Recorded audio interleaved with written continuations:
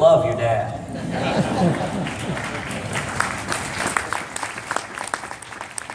You know, you were coming expecting to hear a pastor, and instead you got stuck with a lawyer and a politician. You know, I will say, lawyers, we are beloved. I don't know if you've heard, actually, this is true, that a number of scientists have started using lawyers instead of rats in their experiments. It's true, it's true. There's actually two reasons for this. Number one, the scientists, they were growing too attached to the rats. And number two, there's some things even rats won't do.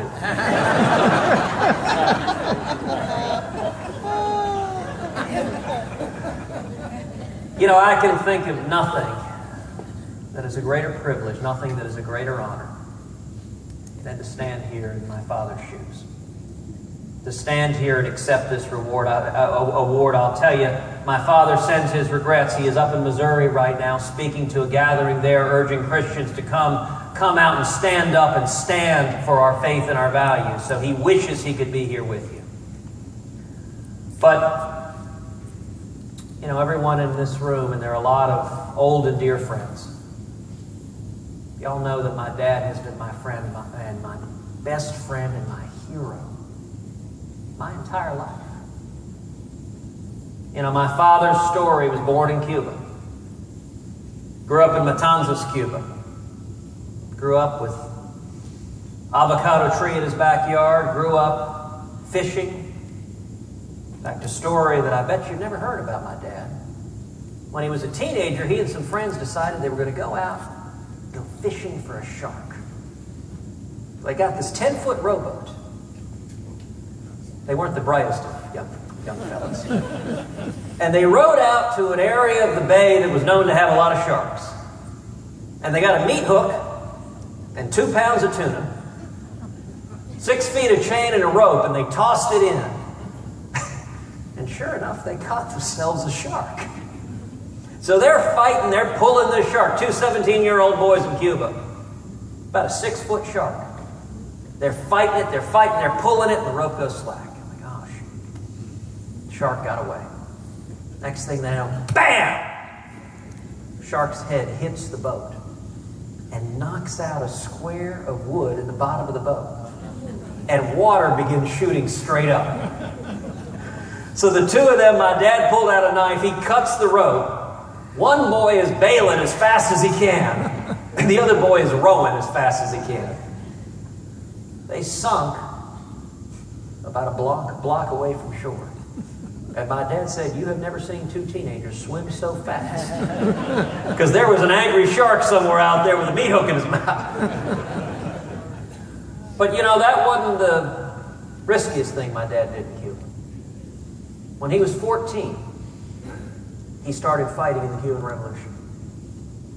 When he was 14, he was in student council, and in Cuba, the revolution actually started in the student councils. It was the kids in high school and in college that were the guerrillas. And my dad at 14 became a revolutionary in Cuba, fighting against Batista. Now, Batista was a cruel, he was a corrupt dictator. He's basically a mafia thug. And it's interesting, none of the kids knew that Castro was a communist at the time. Today, my dad describes it as a bunch of 14 and 15-year-old boys who didn't know any better. For 4 years, my father fought in the revolution. When he was 17, my grandparents bought a brand new white suit. You know how Latins love to wear white suits, go out. He went out to party. He was 17. He was celebrating his birthday. And he disappeared. Now, my grandparents knew their son was involved in the revolution. And when your son disappears, that is not a good sign. So my grandfather began systematically looking for him in the jails. Well, Batista's army had captured him, and they'd thrown him in an army garrison. And they tortured my dad. My dad describes what they did. He said basically every hour or two they'd come in with a stick or their fists or their boots and they'd just beat the living daylights out of you. They broke his nose, they broke his front teeth out of his mouth because they smashed the back of his head with an army boot and his teeth into the ground. My grandmother told me that when she saw my father next, the white suit he was wearing, you couldn't see a spot of white on it. Every inch of it was caked in mud and blood. He got out of that jail, and at that point my grandfather said, look, get out of the country. They know who you are, they're just going to kill you. My father fled Cuba in 1957, he came to Texas. Now when he arrived in Texas, he was 18. He had nothing. His only possession, he had a suit on his back, he had a slide rule in his pocket. And you know, Judge Pressler, whenever I talk to young people, they have no idea what that is.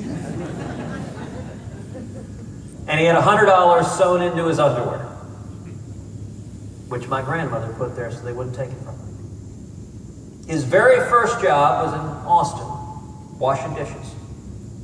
I don't know if any of y'all remember in the 1950s in Austin, a restaurant called the Tuttle House. That's where my dad worked. It's now TCBY in Austin, but it used to be the Tuttle House. He got that job because you didn't have to speak English. You just had to take a dish, put it under hot water,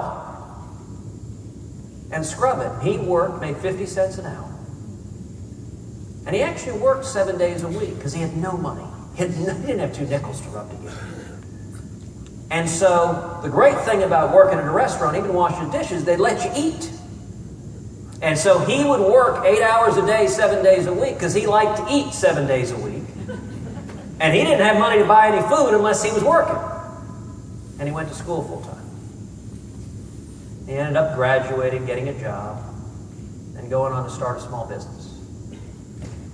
Now y'all know my dad's been my hero my whole life. He's someone who always had principle. When he learned English pretty quickly in Austin. And he started going around to Rotary clubs, to Kiwanis clubs, and speaking in favor of Castro. Telling Austin businessmen, you need to support Fidel Castro because Batista's a thug. Now then in '59, the revolution succeeded. Castro took over, declared to the world he was a communist, began seizing people's lands, began executing dissidents. My father went back in 1960, saw what had happened. He was horrified. My aunt, his kid sister, was still there.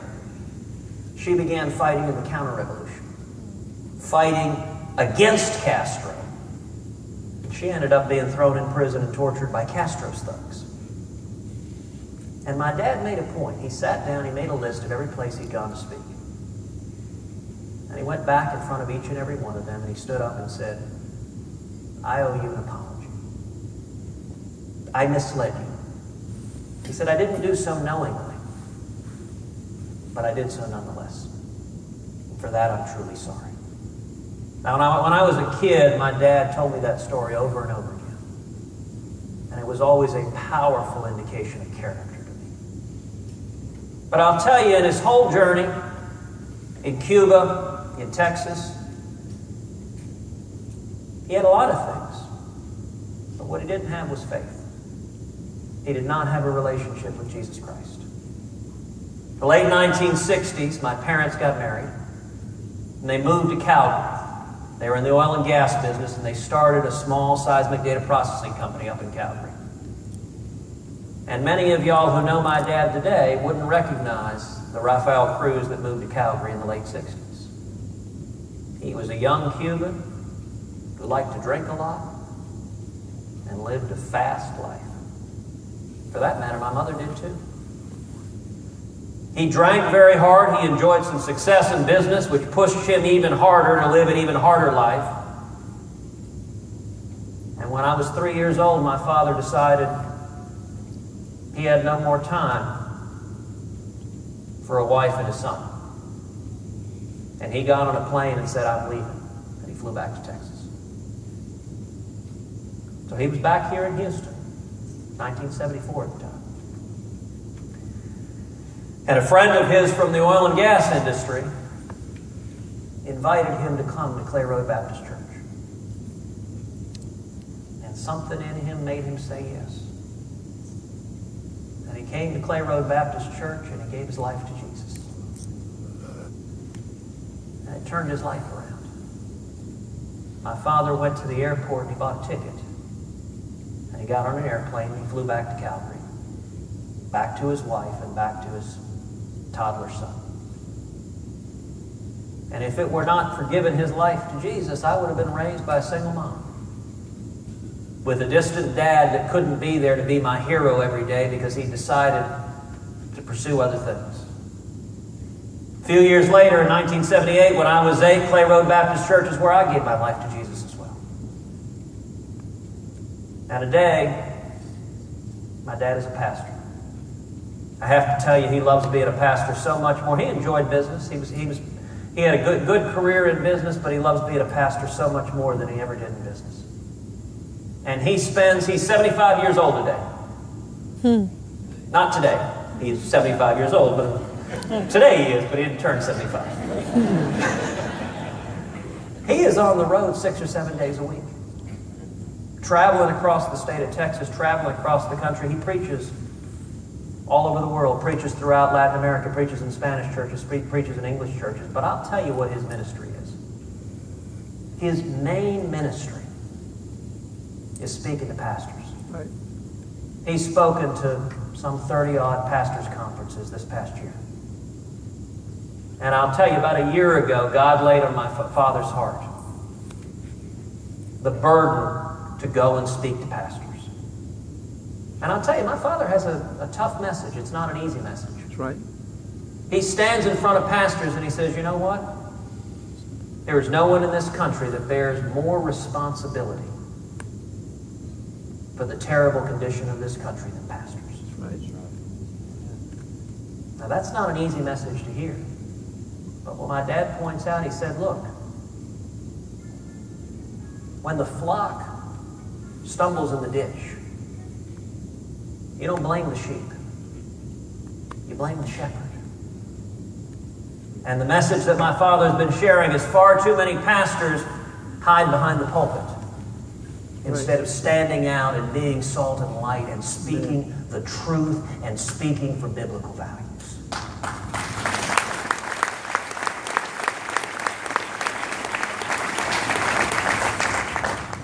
The stakes in this country have never been higher. Our country is dangling at the edge of a precipice. I'll tell you, people of faith all across the country are wondering, have we gone too far? Have we lost it? I don't believe we have. The threats are great. We see religious liberty under assault here at home. And we see Christians being persecuted abroad. If you look at what's happening right now with ISIS in Iraq. ISIS is the face of evil. That's right. ISIS right now today is crucifying Christians. That's right. And that's not figurative. Crucifixions are not just something that happened 2,000 years ago. That's something that's happening right now today. ISIS is nailing Christians to trees. And let me ask you something. Where is the voice of every Christian in America and every Christian in the world?